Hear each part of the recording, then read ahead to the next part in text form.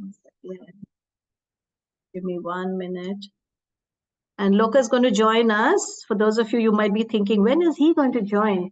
He just has a quick meeting, right? You keep doing I'll keep speaking. simultaneously? Okay. I'll speak with the Akashvani and then. Okay. All right. So here it is. Did I share the sound? I guess I didn't, but that's okay. When we get to it, I'll do it. So here is our topic for, okay, this is our topic for today. Knowledge, faith, and doubt. So last time we talked about characteristics of this world. What is Maya? You know, we hear this word thrown around so much, Maya. What is this Maya? And how this world is created? And what are the three forces of material nature? Which is the only choice we really have is our association with one of the three forces, whether it is the mode of goodness, whether it's passion or ignorance. So today we're going to talk about what is doubt. We're going to start with doubt, actually. We're going to talk about its place. We're going to talk about what is faith, because sometimes faith is a bad word, you know, especially for those of us who are, you know, raised in a world of logic and science and wanting to be rational beings. You know, faith is almost seen as like the domain of the unintelligent or the domain of the uneducated. But what is faith, and does it really have a place for us in the pursuit of knowledge? And then finally, what is knowledge? And then the Vedas actually go into detail about the different ways of acquiring knowledge. So what are those three ways, three primary ways all over the world, whether it is spiritual knowledge or it is material knowledge? There are three ways that we get all kinds of knowledge. And then what is transcendental knowledge? And finally, something that is very unique to the Indian philosophical system, the Indian spiritual system, is this whole idea of a tripod. A tripod means Guru, Sadhu, Shastra. It's actually unique to our tradition, which is that everywhere else, you know, there have been great prophets and great teachers who have come and taught, but then they haven't been able, there's no living tradition or a living lineage. But the reason why our knowledge continues on, despite the fact that it is one of the oldest body of knowledge in the world, is because it is centered on this tripod of Guru, Sadhu, and Shastra. So we'll talk about that. So that's our topic. I mean, we have been listening so much about so many topics from the Bhagavad Gita, like the material world and the three modes of nature, and the difference between the soul and the body. And sometimes the question comes that how do I believe any of this? How can I have any trust in this knowledge? And a doubt comes, and which is very natural, because we are doubtful of something that we have not experienced or something that we have not seen, because we are so used to only believing something that is right in front of our eyes. And that is the framework for logic and rationale, that I only believe if I can see it or I can try it out myself. And so in this session, we'll basically address this interplay between knowledge, faith, and doubt, and then rising above all this and getting to transcendental knowledge. How can we do that? Here is a little something, you know, especially when we start delving deep into this knowledge base, we're going to come across some fantastic ideas. And so, you know, the first thing is, of course, how do we keep our minds open? So here is a little clip from Narnia. I don't know. Can you hear the sound? Probably not. No. No, right. Trust me to do that. I have to share screen. Let's share sound.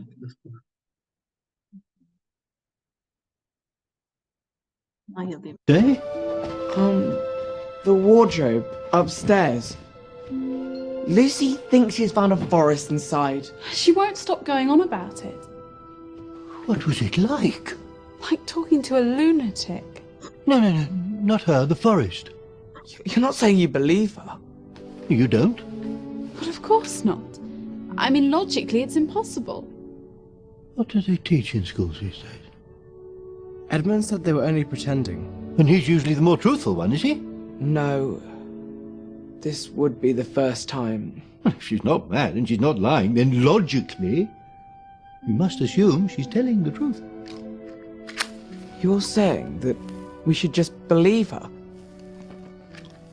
She's your sister, isn't she? You're a family. You might just try acting like one. So right Mucho. on, you know, this is our greatest challenge. And to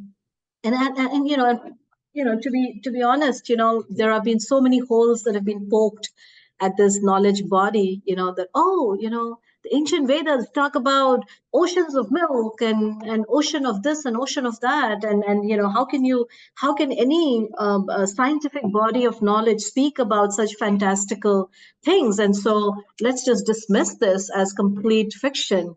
And it's so ingrained within us that we even have a word for it, which is, you know, we say, oh, this is all mythology. And the word mythology, myth, actually comes from the word mithya, which means falsity. So we just really don't know, you know, whether we should accept. I was just listening. I was just reading the story of Buddha this morning, actually, and there was a person who came to Buddha and said, do you believe in God? And Buddha said no. And this man was actually an agnostic and atheistic person. And he said no. And then here was another person who came, and I forget the story, actually. I'm sorry about that. But, you know, this other man who comes, he actually believes in God. And, you know, he says, do you believe in God? And Buddha says, yes.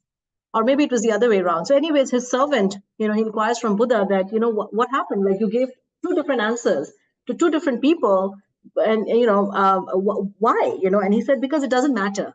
He said, whether you believe in God or you don't believe in God, if it is not based on some firm understanding or realization, then it is just another form of faithlessness. And I think that's what this particular quotation is saying. In modern times, disbelief has so far entered into the essence of our existence that both faithlessness and faith have become fundamentally two varieties of faithlessness.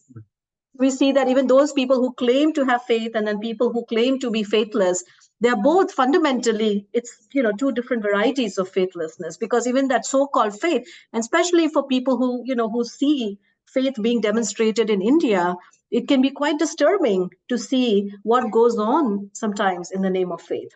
Mhm. And so here is Nietzsche, he's saying convictions are sometimes more dangerous. Oh, sorry. Convictions are more dangerous than enemies. Some convictions are more dangerous enemies of truth than lies.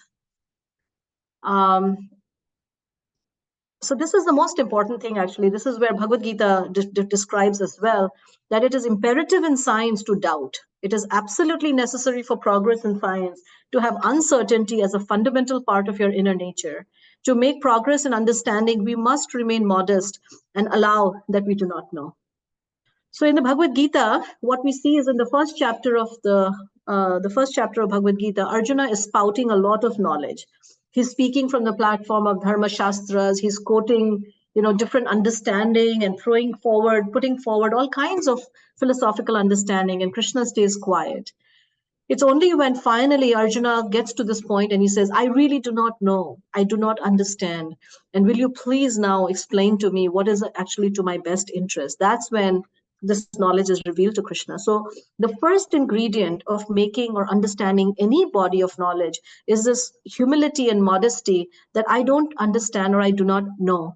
In Buddhism, there is a term for it. It's called a beginner's mind, which basically means that I start out with a clean slate, with that understanding that I don't really know, but I would like to know. So if you don't have doubts, you're either kidding yourself or asleep. Doubts are the ants in the pants of faith.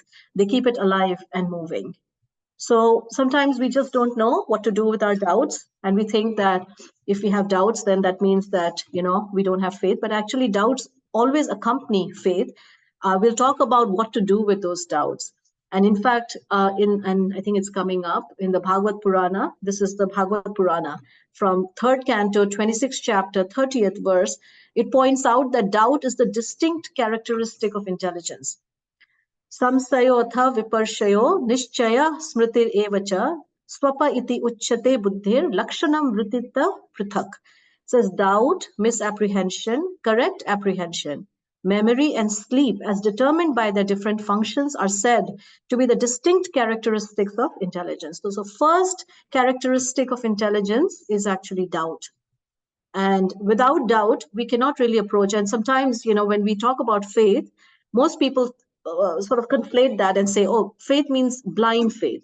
But actually, the ancient Vedas, they do not recommend, they do not encourage blind faith. They encourage questions. In fact, the whole Vedic paradigm is nothing but questions and answers. You know, the student is presenting doubts. Even in the Bhagavad Gita, you'll see when Krishna says something, then Arjuna will say, but you just said that. And now you're saying this. How do I understand this? Or he will say, but I thought that, you know, this is the only life you have. So how, why are you saying, right? Which lifetime are you talking about? Or he'll say, you know, please make it very clear for me, because I don't quite understand this. So he will ask that same question again, or he will clarify, or he'll express his doubt. Or when Krishna recommends something to Arjuna, Arjuna will say, I'm sorry, but this process that you're recommending to me is not at all practical for me. So there is a lot of honest back and forth going on between the student and the teacher, and that is actually required for honest, authentic growth in any field. What to speak of in the spiritual field? The Vedanta Sutra actually starts with this aphorism: "Atato Brahma Jigyasa."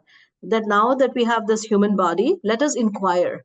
So this process of inquiry is actually recommended as really important. And inquiry means the basis or the foundation of inquiry is that I do not understand, and hence I want to inquire. So then somebody would say, well, what's the difference? Like sometimes you see, just like you have people who are into blind faith, there are also people who are into blind doubt, which means that I am you have superstition on this side and you have superstition on the other side. So so these are two words from English. I'm sure Jyoti would probably understand this even better. One is skeptor and the other is a cynic. So the root word skeptor comes from Latin, and it means to hold something, to touch, to examine, one who focuses upon methods and fruits. And cynic, on the other hand, in Latin, it means to be like dog-like, in denial, doubting, scoffing, somebody who just rejects something on face value just because, you know, it couldn't possibly be true. So doesn't even have an open mind. And you can have cynics in science, and you can have cynics, you know, in the field of non-science, right? So how we approach doubt is a very important part of our being able to enter into this, through this doorway of knowledge, and actually attain knowledge which may be beyond our normal perception. So here is doubt. This is Khalil Gibran. He's saying doubt is every bit the tool of deception as it is a tool of inspection. And doubt is a pain too lonely to know that faith is his twin brother. So when we have doubts, we just don't know what to do with it. And so we see that the whole Bhagavad Gita is actually starting from this place of doubt. And in the Bhagavad Purana also, the king, this great king, he is inquiring because he doesn't know what a person should do when a person only has 7 days to live. It's a question that sometimes is thrown out. What would you do if you knew you were going to die tomorrow? Well, that's exactly the starting point of Bhagavad Purana, where this king is given 7 days, and then he is trying to inquire, like, what should I do if I only have 7 days to live? So this is from the Life of Pi. It says, to choose doubt as a philosophy of life is akin to choosing immobility as a means of transportation.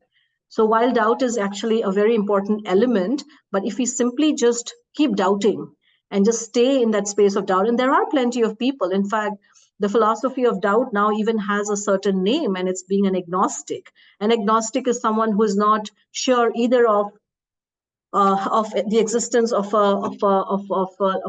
another realm, nor can he deny it. So he stays in this kind of space of like, okay, I'm not going to take a stand either way.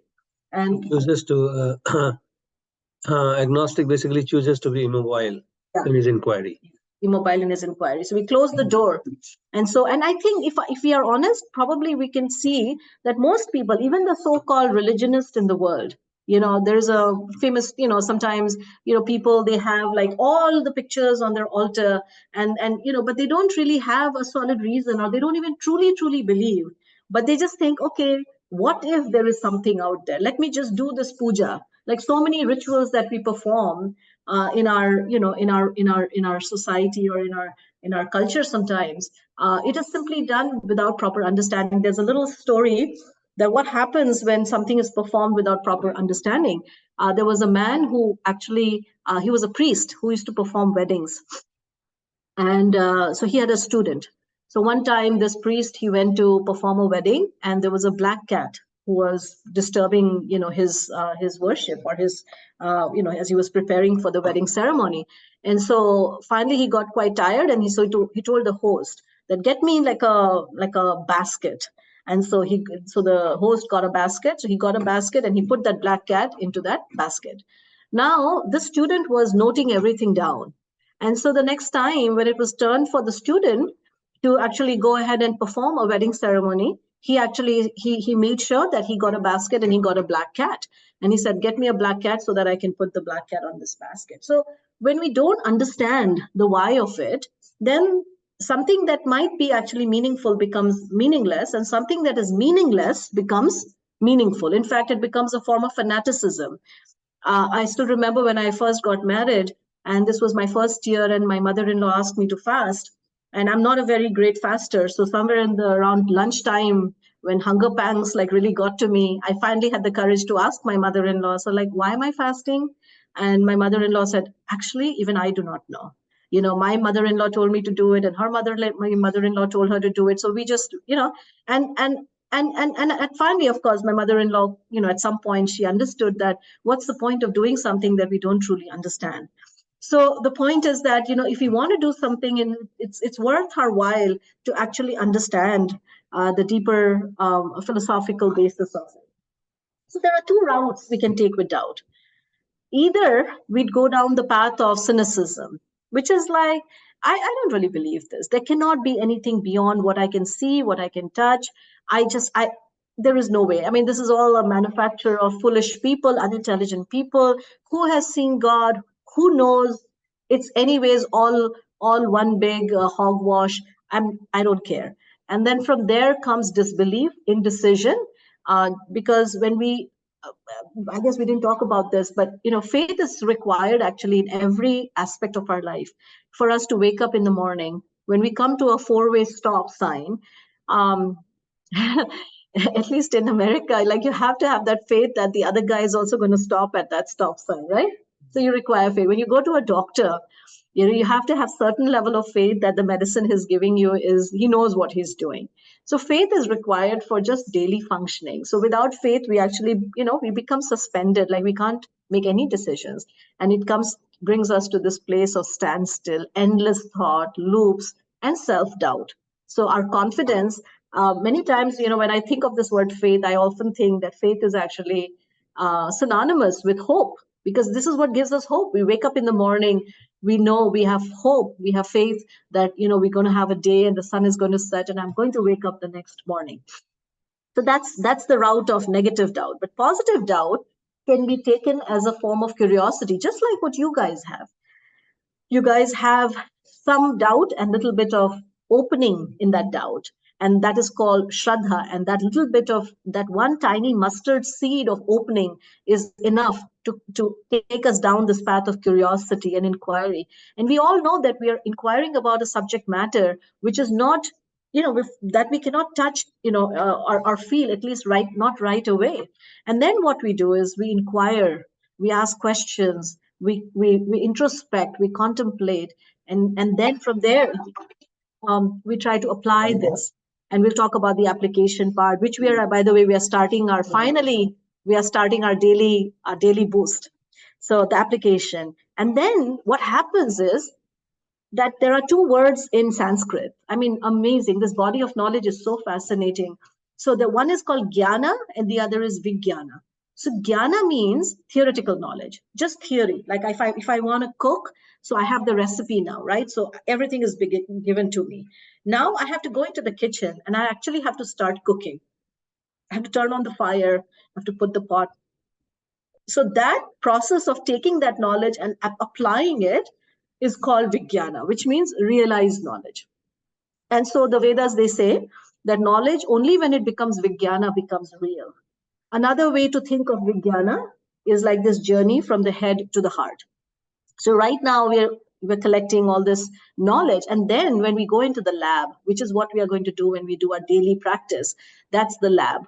Now we are working with the mind. Now this knowledge will start to become real, and we'll start to see how it can be applied and how it's transforming me, how my consciousness is actually going through this radical transformation where I'm becoming the best version of myself. That's called the application. From there, what comes about is the natural fruit of that application is wonder and humility. Wonder and humility means that I become even more struck with wonder. And you see that the people who are truly pursuing a path of spirituality, their eyes are anointed with wonder. They're constantly looking around and seeing mysteries, instead of being like this dogged fanatic who thinks that I know it all and I have actually conquered this knowledge. Instead of that, there is this childlike wonder and there's a beginner's mind, which actually produces humility, which is the very birthplace of transcendental knowledge. And in India, sometimes, they say that a tree which is laden with fruits it naturally bows down. So that is the same quality of humility that you see that one must expect to see in a person who is practicing genuine spirituality. Many times you see people who are the so-called spiritualists, and they walk around like they're God's gift to mankind, and they're so, like, sometimes you even see them acting in very arrogant manner. Then we can understand that they haven't, the this knowledge that they're trying to acquire hasn't really been realized and hasn't really resulted in this quality of humility. And from there, then we enter into this space of transcendental knowledge. So here is Richard Dawkins. I'm going to skip this. So yeah, every field, like we said, requires a little bit of faith, a little bit of, in order to pursue any subject matter, we need to understand or accept some experts in the field, people who have actually spent their life studying it. And so our process, we'll get into that a little bit later, that how, having that tiny little bit of opening allows us to access deeper knowledge. This is again one of my most beautiful quotation from Life of Pi. He says, if you stumble about believability, what are you living for? Love is hard to believe. Ask any lover. Life is hard to believe. Ask any scientist. God is hard to believe. Ask any believer. What is your problem with hard to believe? So again, when we get into, if at all we get into the Bhagavad Purana, you will come across some things which are going to be so beyond human comprehension, and it may lead you to wonder about it. But instead of rejecting it, if we just let it stay with us, and if we just let in from a place of humility, if we say, well, what I know is such a small slice of the bigger picture, that maybe there are things that I may never with my five senses be right away be able to access, just like a little ant. The little ant's experience of this world is so tiny and so limited. And so to have that perspective, that then what happens is that greater bodies of knowledge becomes accessible to us. This is again Life of Pi. Brahma and I'm going to skip that. That's a bit Oh, Loka is saying we should watch this. So let me go back. Okay. Brahma and Allah and Jesus and Buddha and the gods of Jainism, and and why not sprites and all these other things? Why not? What's to be gained? I remember for years I volunteered in palliative care for the dying, and I remember thinking, if you are dying in your bed, if your legs are like two little sticks and you have a mountain of a stomach, and you're rotted by disease, the flesh on your face has melted away and you've lost your hair, what's the point of being reasonable? Why not believe in whatever, whatever, Jesus, Buddha, any one of these? Why not believe that someone transcendentally loves you? Why not believe that? And so why not live that way, to entertain that notion that the operating principle of the universe is love? Why not believe that? In the meantime, still be reasonable, still use reason to improve your life. But once reason fails you, why not believe in this great plan? And reason does fail us, right?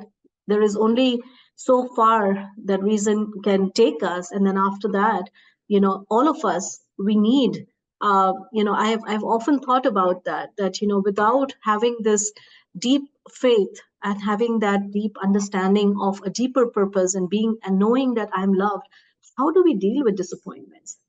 How do we deal with heartbreaks? How do we deal with, our mortality? How do we deal with uncertainty? So, having this faith, in fact, there are studies that show that when we actually live a life of faith, and, there was a recent study that showed that people who actually can live a life of faith, they actually suffer less depression, less anxiety, they're just happier, their marriages are better. So on all fronts, faith is not just something, an airy fairy world, but it actually has very deep implications for our experience, our day-to-day experience of life, and our day-to-day ability to cope with uncertainties and heartbreak in our life.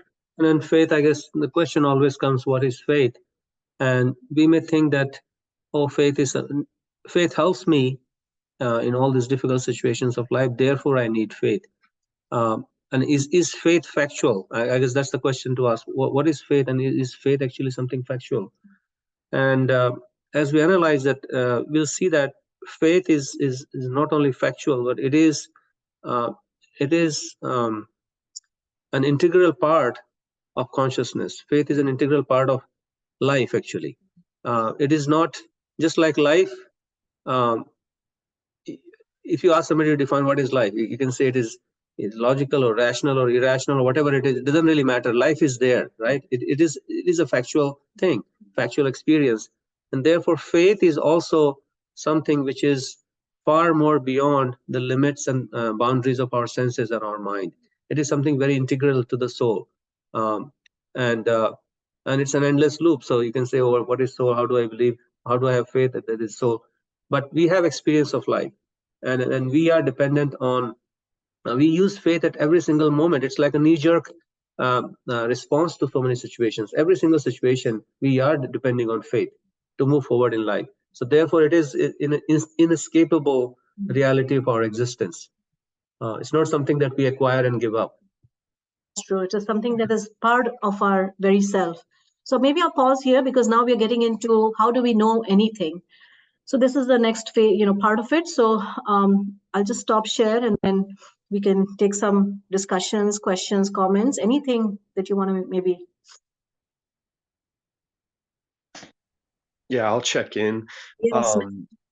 Yeah, I really liked the discussion around faith and doubt, and it made me think, like, with the kind of scientific understanding of placebo and how helpful placebo can be for people. Like, that's something that they've proved. Yeah.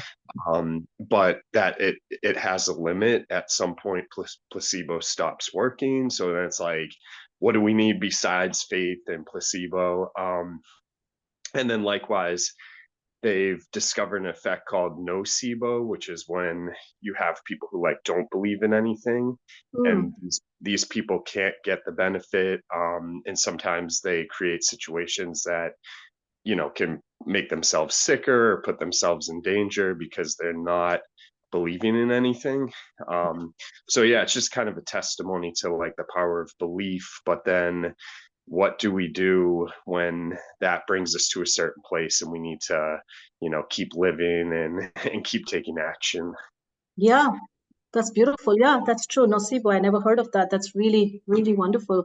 And, and the thing is that, our faith is, whatever level of faith that we may have, we may feel ourselves tested. But as long as we follow that second line, which is that, it leads us to deeper inquiry, deeper service, then at least in my experience, I have seen, as I have walked on this path for the last 27 years, that every time I have felt that a door is shut and I cannot open this, if I just stand there and stand there in that discomfort and, allow myself, there's a quality of feeling vulnerable at that point, and continue to pray and continue to engage and apply this, then somehow that door opens. And then you're able to access a deeper reality and a deeper reality. So it is an ongoing process of making our faith stronger. I often think of this wonderful example from the Bhagavad Purana of this young boy who is, really persecuted by his father, and this son finally, this evil, wicked father, he throws his son down a cliff, and as this boy is being thrown off the cliff, he is completely fearless, because that's the result of faith, is fearlessness. So he's completely fearless, and he's just being dropped down. And finally, at the end of when he finally is about to hit the ground, Lord Vishnu comes, and he, sort of saves him, and he doesn't fall down. So so that journey from the top of the cliff to the ground is actually the barometer of our faith. And sometimes when I place myself on the top of that cliff being pushed down, I think about it and I think, well, maybe for the first, I don't know how many ever feet, maybe I might think, okay, it's going to be okay. But at some point, because my faith is not strong enough, I'm going to start doubting that, I don't know, like, was this even real, what I believed in? Are you there? Or, and then finally, this leads us to complete faithlessness. But that's okay. That's okay. Our faith is not crystallized yet, as it is in the case of all these great personalities. But as we keep working with that very sort of fragile faith, and we allow that faith to grow, then it keeps becoming more and more solid, where at some point we become completely fearless, and we become completely confident that we are going to be okay. And that is the story of all great personalities across cultures, across time. So thank you very much, Matt. Jyoti, any thoughts from you?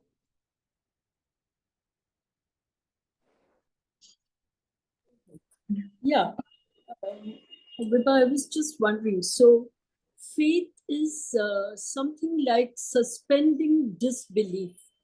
We kind of put our faith. Do we develop it in ourselves, or is it a kind of stuff that is there and then we reach out for it? Do we develop it? Is that developed in us, or is it there and we reach out for faith? Very beautiful. I don't know if you got me. Yes. That's a very good question, actually. It's a very deep, insightful question. That it is described that, just like Loka was saying, faith is an integral part of us. Right now, that faith is covered over. It's covered over because of our association with matter. We are covered over. So our entire process of application, what we are going to do starting next week, is the process of uncovering everything that stands between us and this faith.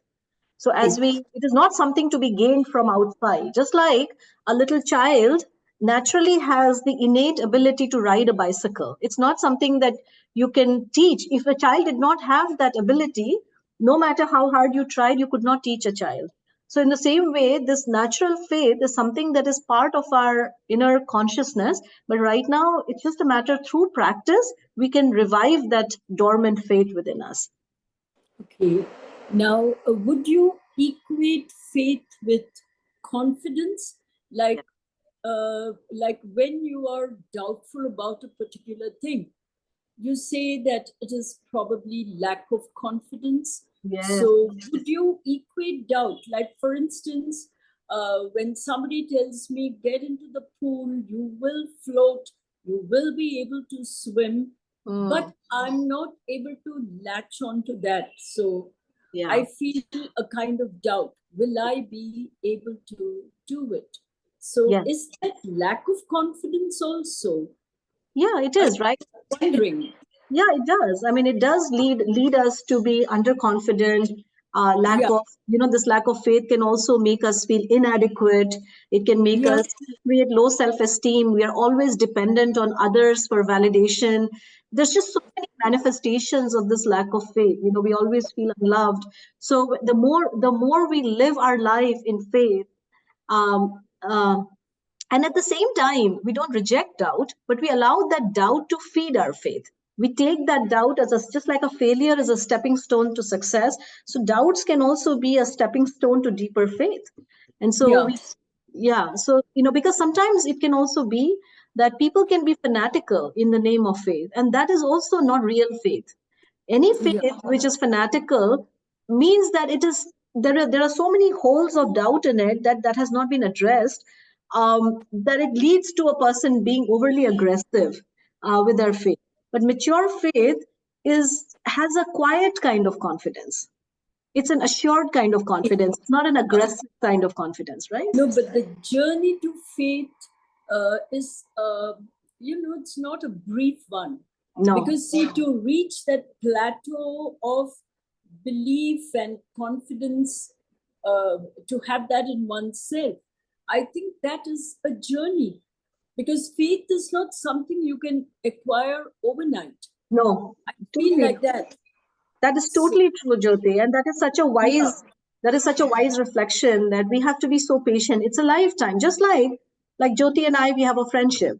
Now that friendship is going to go through its ups and downs in order for it to become a deeply confident relationship, right? So in the beginning, you may feel like, oh, I don't know. I may feel, oh, she doesn't know, whatever. What is she thinking? But as the relationship becomes deeper and deeper and deeper, there is this kind of quiet, kind of a confidence with each other, right? So it's exactly the same thing that one has to go through ups and, like, for example, in my own life journey, at one point I thought, okay, I understand that God would always protect me spiritually, but would he also protect me materially?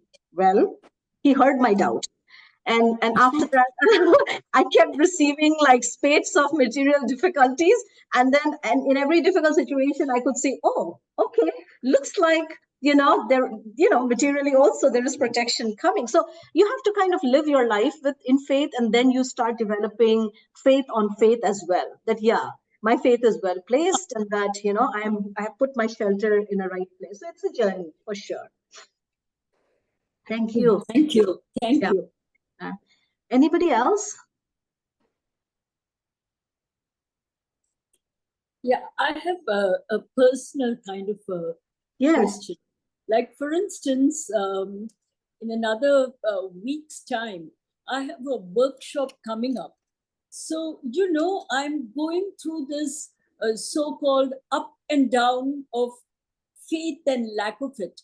Because now for about 11 years, I've not been very active with workshops ever since I retired. So I've been approached by, a group of schools to do a workshop on poetry and poetic devices. And some mornings I get up very confident with a lot of faith in myself. And I tell myself, yes, Jyoti, you can do it. You haven't lost anything and you are master of your field. But there are mornings when I get up and I tell myself, oh God, can I do it? Yeah. So, how does one develop this kind of a faith quickly? Now, in 10 days' time, or 10 or weeks' time, I have to be prepared for this. So I was just wondering, will you be giving us some practical tips on how to acquire that kind of confidence? And that, I think, is also connected to a level of knowledge. Yes. Confidence. Yes. So I've been going through this up and down, a kind of a theory. And the closer it looms, the more fearful I'm getting. But then I keep remembering, you had taught me once that you have to do whenever you are in doubt or you have some kind of a jhanjat, a funny feeling in your mind. So then you told me that if we do the Hare Rama, Hare Krishna, we recite it a number of times, it calms us down. So I'm just, thinking of all that, and gives me a feeling, maybe I'll sail through it. Yeah, and that is exactly what happens. I mean, all these years, we have seen people come in with so many self-doubt and low self-esteem and so many challenges that we all carry. And we find that when we engage in some kind of a daily practice, where we are not just depending on our own strength, because the living entity is by nature tiny. But just like sometimes in India, you see this bicycle riders.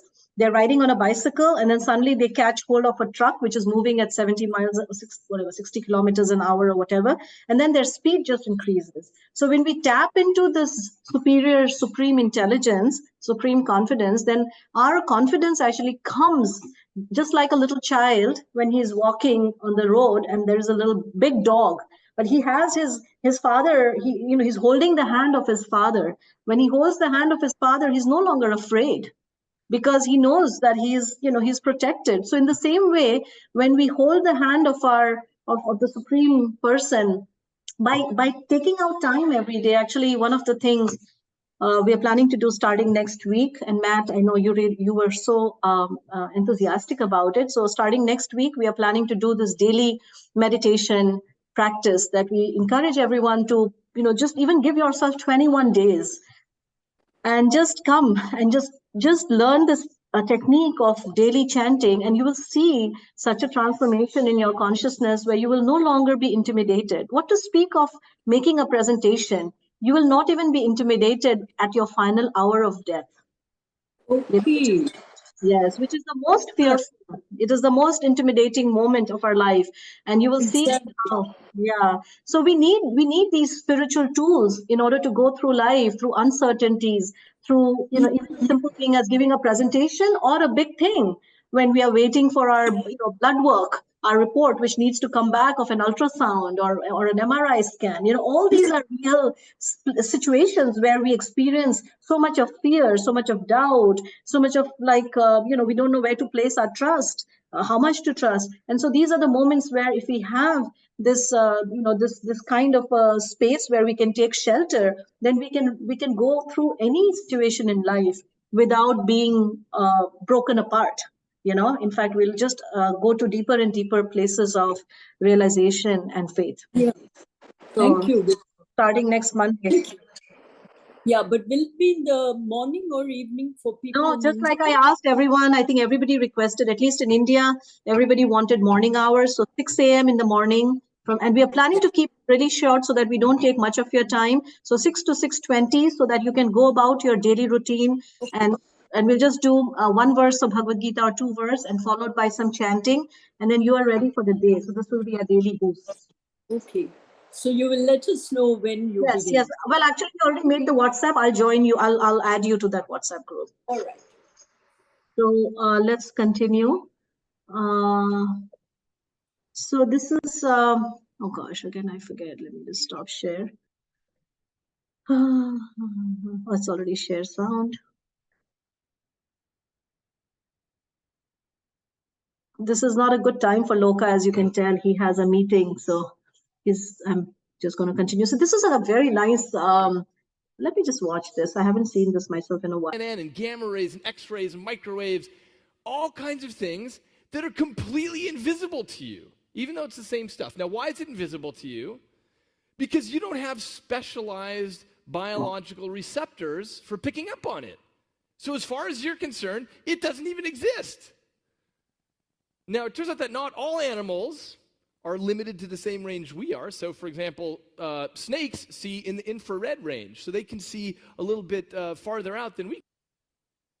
Oh, looks like Loka did not. Anyways, maybe. CNN and gamma.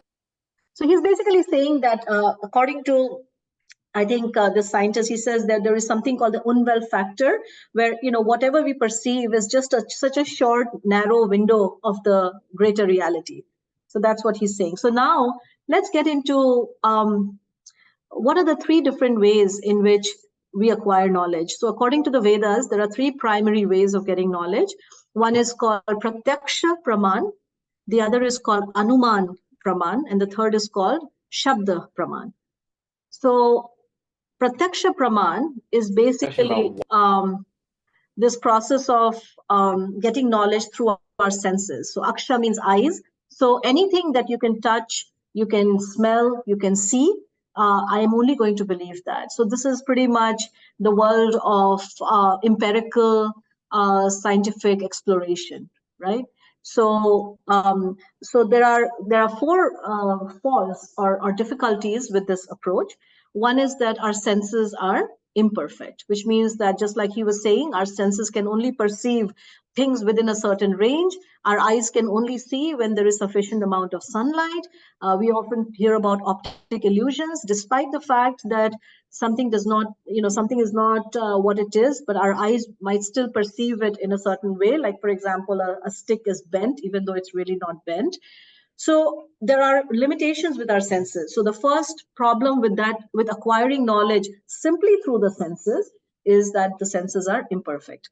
The second is that with imperfect senses, the second is that they're prone to illusion, which is what I was talking about, that you know, it's actually one thing, but you're seeing something else.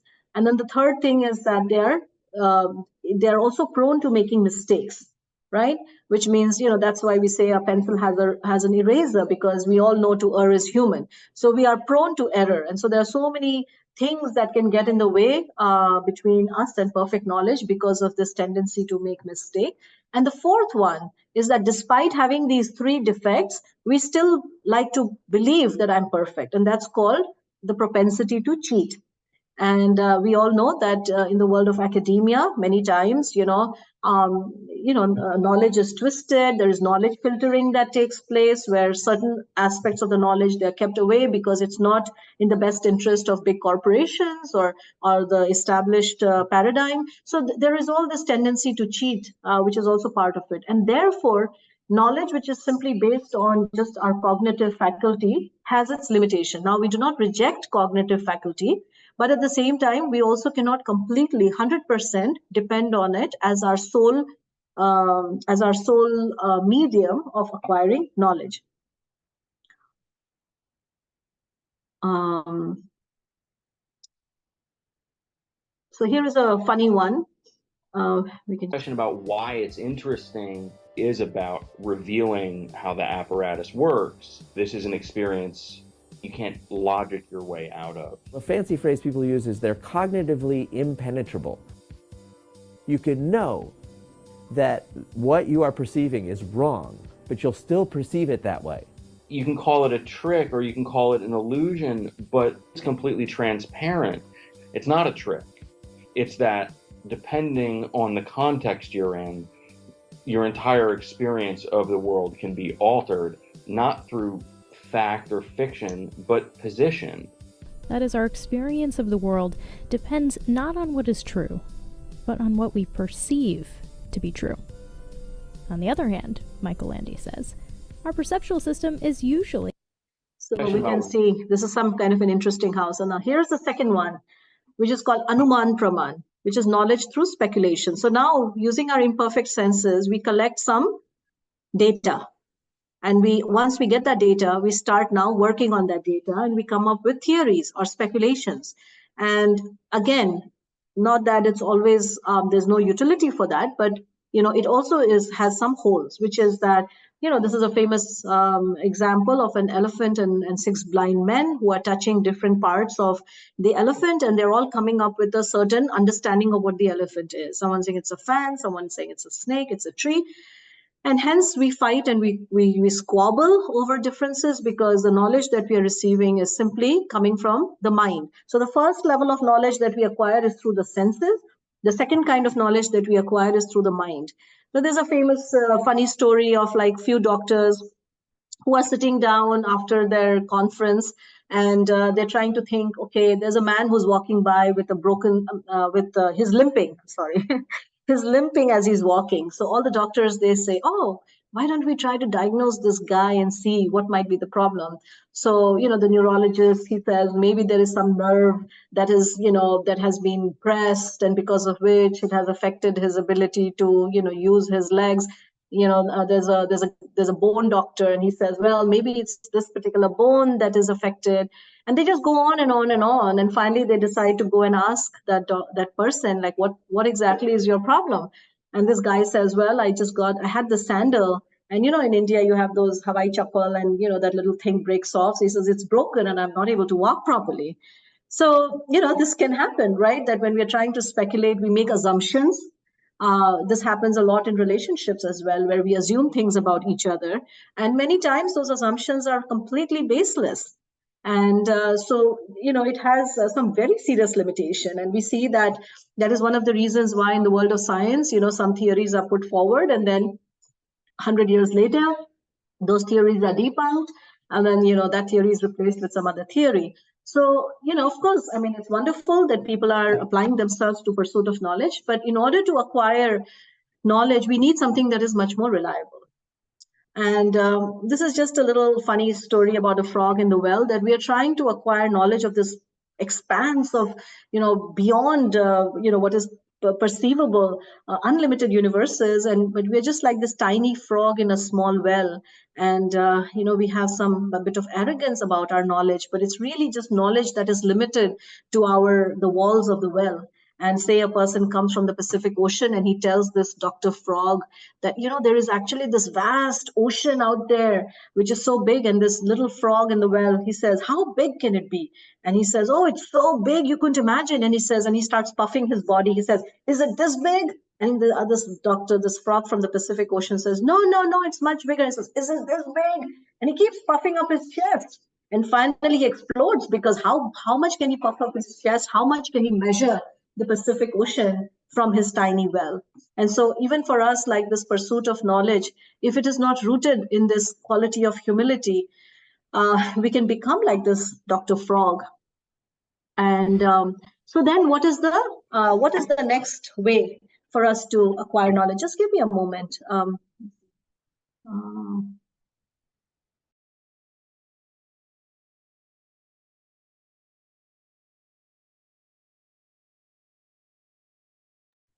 So the third and the most recommended way of getting knowledge in the Vedas is what's called Shabda Praman.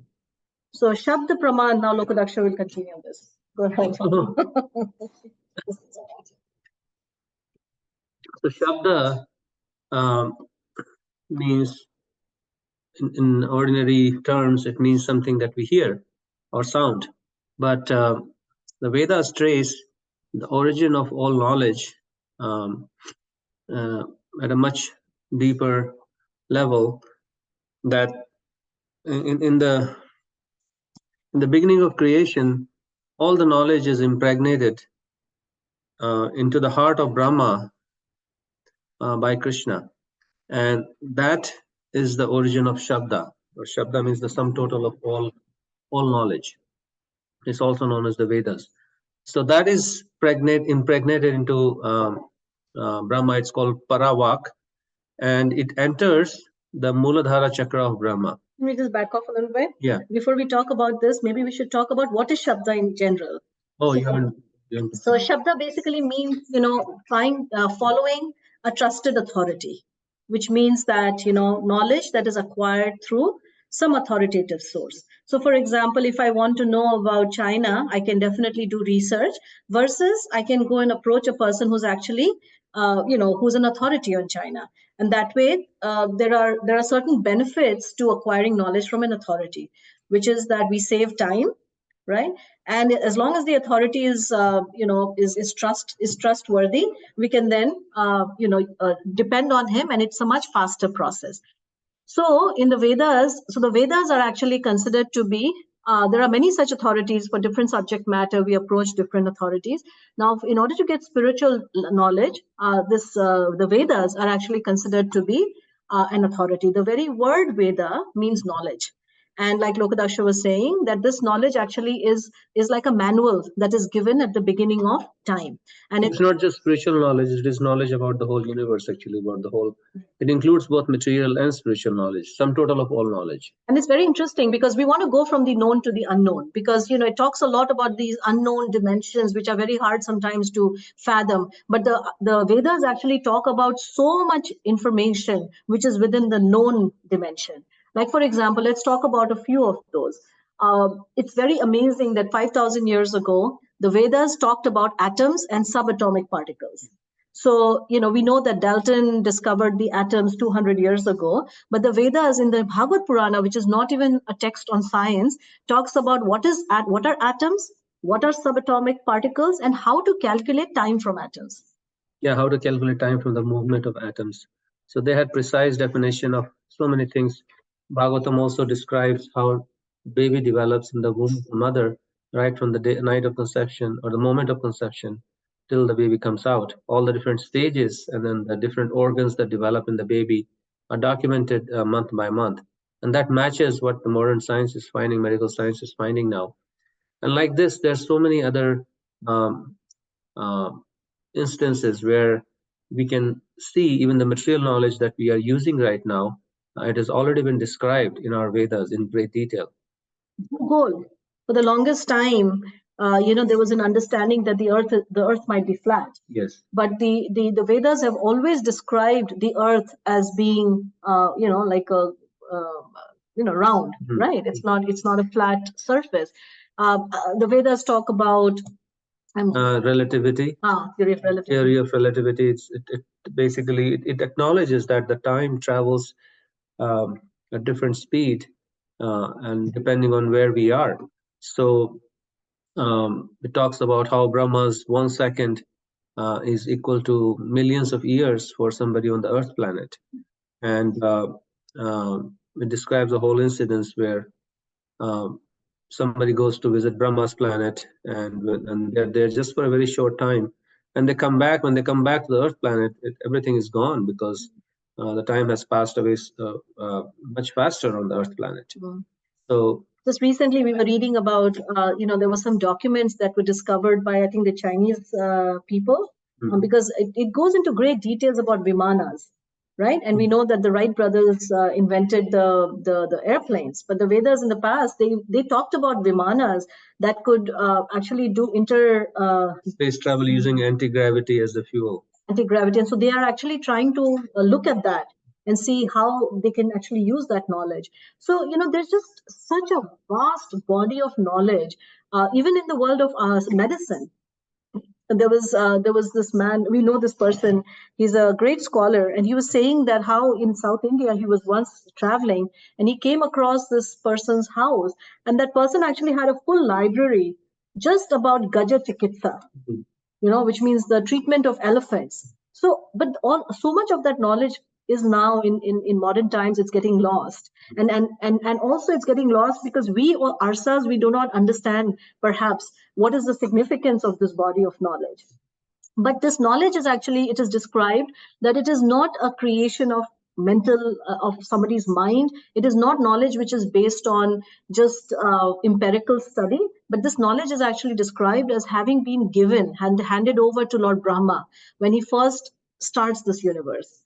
This knowledge is already there. It's just handed over. It's not something who sat down and did experiment and collected this knowledge. It's already a body of knowledge that is given. Yeah. And what we are discovering, we may be thinking, oh, the scientists and people are discovering so many new things about the universe, so many laws or so many inventions. But it's all, that knowledge is already there. We are just kind of finding it. It's like Columbus discovered America. But America was already there. So it's not something that anybody is discovering or inventing. This knowledge is already present. Especially in the Bhagavad Purana, like in the 12th canto, Loka always loves to talk about this, that, there is a whole description, you'll be surprised to know that there are Bhavishya Puran, where there's description of Jesus Christ and all these all Muhammad is mentioned. And in the 12th canto of the Srimad Bhagavatam, it talks about Chanakya, talks about Chandragupta Maurya, it talks about the whole lineage of kings. It talks about Lord Buddha. So all of this knowledge is actually already it's already present. It gives the sequential lineage of all these kings who are going to come. So Sukadeva Goswami 5,000 years ago is describing to Parikshit the kings who will come in Kali Yuga. And in that sequence, he describes all the kings who are going to come. And this will be his father, this will be his sons, and then some minister will revolt and then acquire the kingdom, and his sons will be this. So if you trace the names of all these kings and their children and who become, you will find that what is given in the Bhagavatam matches what is found in the modern history. On Wikipedia. On Wikipedia, you can match the names of all these kings in that particular sequence, and which was quite astonishing, because how could somebody 5,000 years ago see in the future and give the names of all these people who are going to appear? We don't even know the names of, if you get married, we don't even know the name of our own child. What will the name of my child? We spend so much time trying to find a name.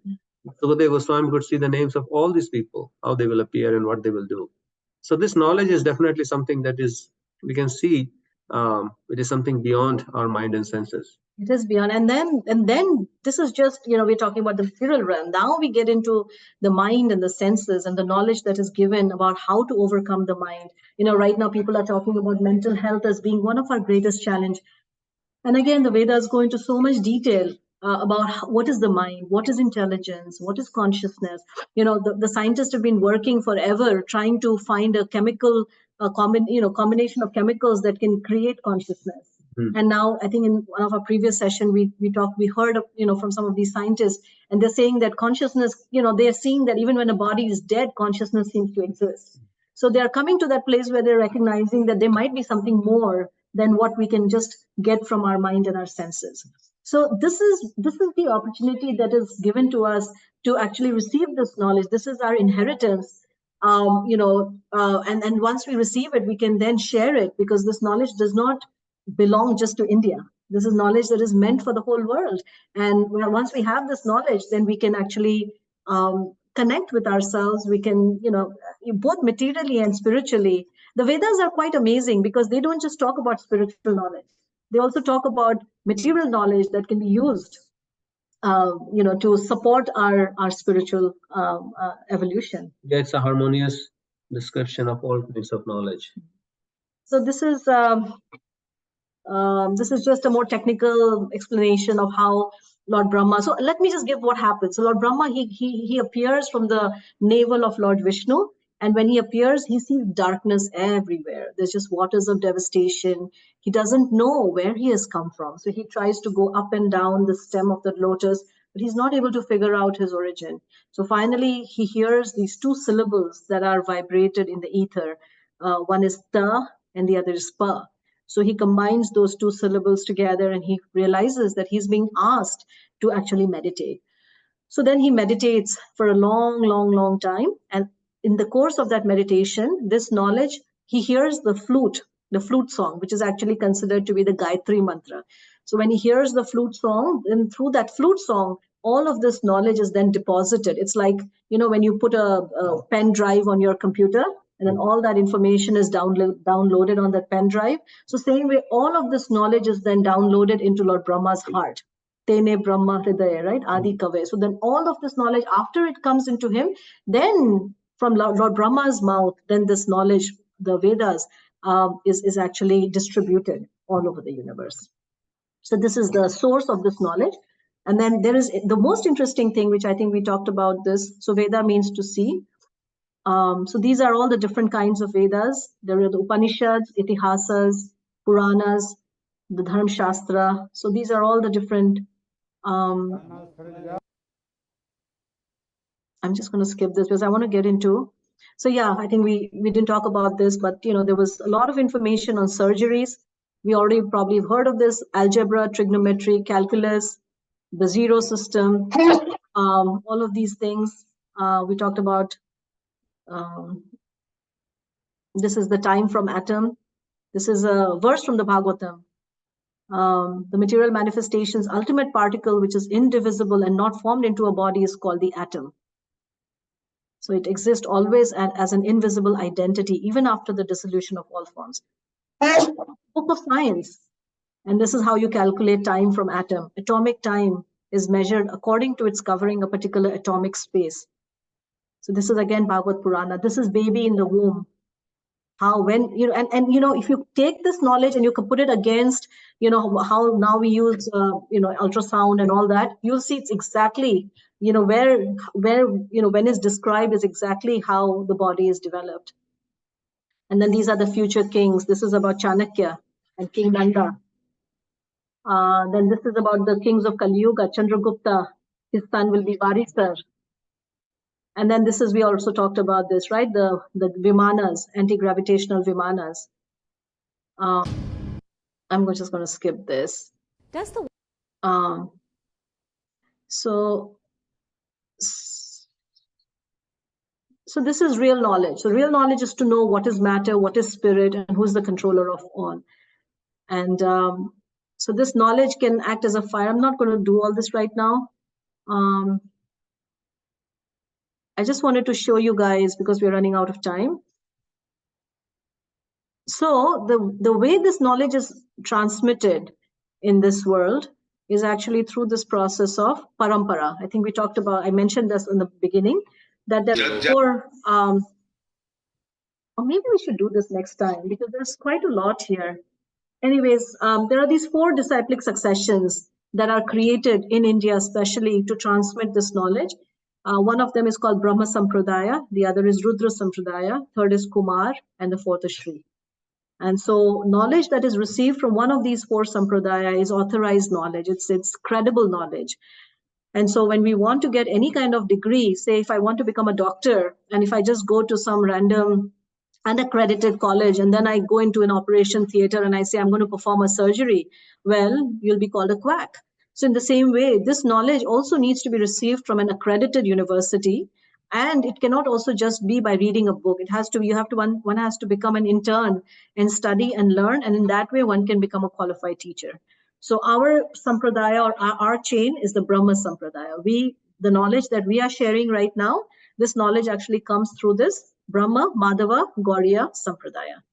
But there are these other three sampradayas. And the interesting thing is that all of these four sampradayas, their principle, the essential understanding is actually completely in resonance with each other. So there's no conflict amongst these four sampradayas. And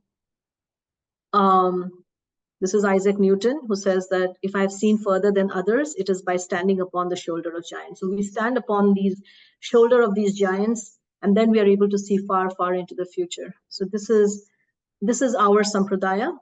Krishna gives it to Lord Brahma, from Brahma to Narada, Vyasa, Madhavacharya.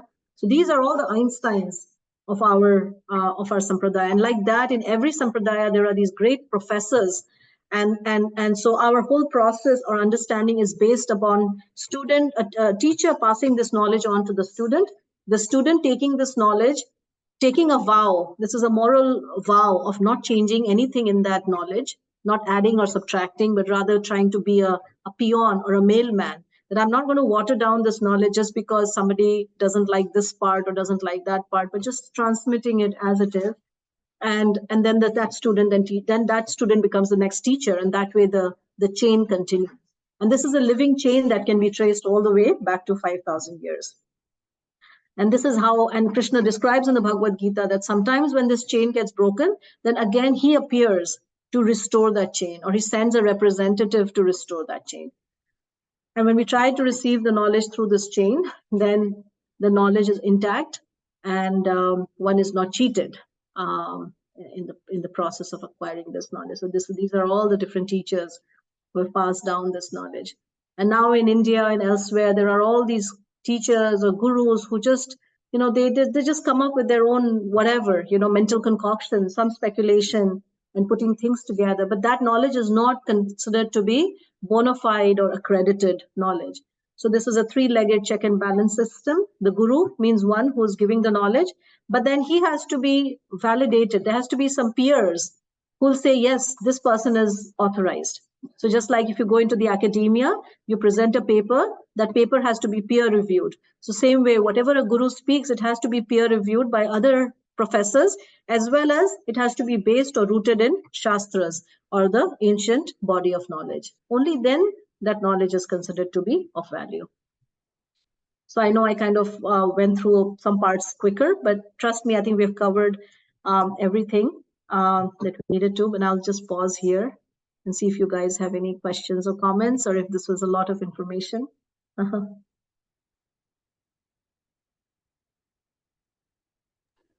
One doubt. Yes. You said this knowledge has started only 5,000 years ago, but the universe, goes much beyond. So thank you for picking on that. So basically, before 5,000 years old, obviously this knowledge existed, but it existed as an oral tradition.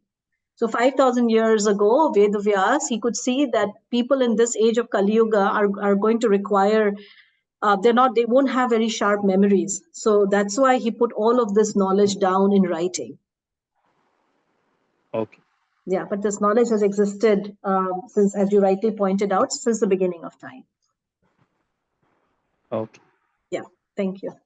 Yes. It was a very relevant session today, Vidarbha. Faith, it's just so important. Yeah. And I think the faith comes from not being arrogant about dismissing the existence of the superpower. Yes. To me, faith, it's not something that you bring in you. Say, okay, I have faith in this thing. Basically, you are actually respecting and not dismissing Yeah. the existence of superpower. Very nice. And at the same time, then we apply it and we get pratyaksha gamam dharmam, which means that we get this knowledge through self-realization, self-perception. Not just because someone is coming and saying that it is this way or it is that way, but we apply this knowledge and then we ourselves become, the bearer of that knowledge. We see that knowledge in our own self. So yes, that's how it becomes realized. Yeah, definitely, because a lot of times things happen to us, which actually we are not even, we haven't earned that result. Yes. But if you are arrogant, then we say, oh, well, I put in the effort and I got the results, what is any other, who has any other role to play in that? You can say that, no, I did put in my best effort, but still the results are far beyond than what I should have. And there is something, that's supporting me and that's driving my faith. That's very nice. Thank you. That's a very beautiful point, actually, that, we must always know that we are being supported. We put our effort and then there is mercy. Both have to be there. Very nice. Thank you. So, yes, Jyoti, go ahead. Before you guys drop out, those of you who haven't joined our WhatsApp group and those of you who are interested in our daily boost, our daily practice, please, we either let us know and we can add you, or you can go ahead and add yourself to the WhatsApp group. And we're really requesting that only those people can join who are really, who would really like to, do it on a regular basis. Yes, Jyoti, go ahead.